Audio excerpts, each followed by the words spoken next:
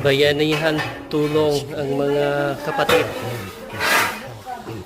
Up to now, we are not 1 yet, 1/8 yet.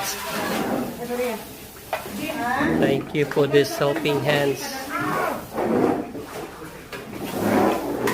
Bayanihan tulong.